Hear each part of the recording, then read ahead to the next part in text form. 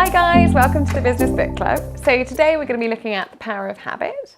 Now I find this a really interesting book because I'm not really a sort of self-help type reader. And when this was recommended to me, I remember thinking, oh, okay, I don't know if this is going to be my kind of book.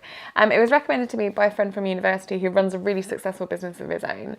And when I asked him the best books he'd read last year, this was one of the ones he said. And I mean, it's all about the way that habits work, and actually it is very relevant to business because it looks at kind of your own working habits, but it can also kind of transcend everything. So it looks at kind of exercise and eating and how we can better control the way we do things. What works really well is they have lots of different case studies.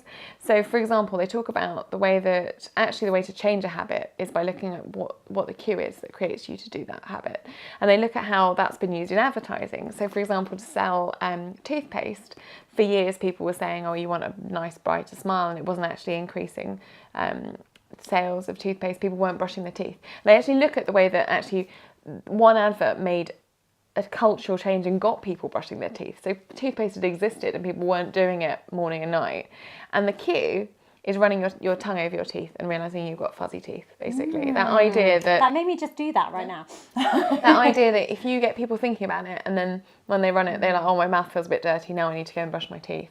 And so they break down habits into cues, actions and rewards. So obviously the reward for that would be like a nice smiley face, like smiley teeth. Not having manky teeth. Exactly. Yeah. Nice breath. But it's really interesting how, and they kind of, so they, you know, habits are obviously things that affect all areas of our life, whether it's like shutting a kitchen cupboard or going to the gym. You look at all the different habits we have. I drink 6 bottles of Diet Coke a day. What's my trigger? I definitely can probably identify the triggers that get me to go to the fridge and go and pick up a Diet Coke.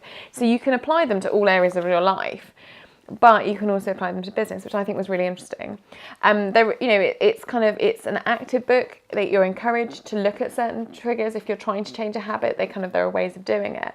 But I think for me, the most important, most memorable takeaway I got from this book, and it is quite a big book, was they talk about the way that if you change one aspect of your life, it has a knock-on effect on other things. So they use examples of people who gave up smoking who suddenly end up exercising loads more and eating more healthily. And I've definitely recognised that in my own behaviour. If I actively try and change something, so I try and be more efficient in one area, say healthy eating, I will then make more time to go to the gym. I will be better with my work deadline. So it's this idea of this knock-on effect that I think is really powerful. So I think if you can identify with one thing that you want to change, it's amazing how many other aspects of your life it changes. So I think for me, this is a great book to read at the start of the year. Like maybe a December read so that you're then inspired for January. I think that's a really good one. And that is, I think, when, even though we should be willing to change things all throughout the year, being realistic, that is the time of year when you actually do kind of take a bit of time out to reflect and kind of think, what do I want to make a positive impact on this year?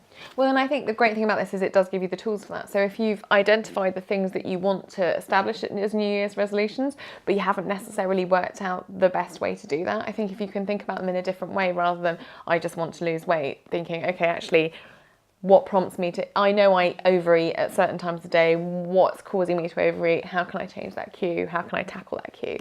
I really recommend this. I think it's a really good just overall book, just as a human being as well as a business person, and I think it can make you more efficient with your business, but not in like a patronising way. I think the way it's been done with all the science and stuff and the business examples, it is really interesting. It's kind of one of those books that I wouldn't have picked up myself, but I'm glad that someone recommended it to me.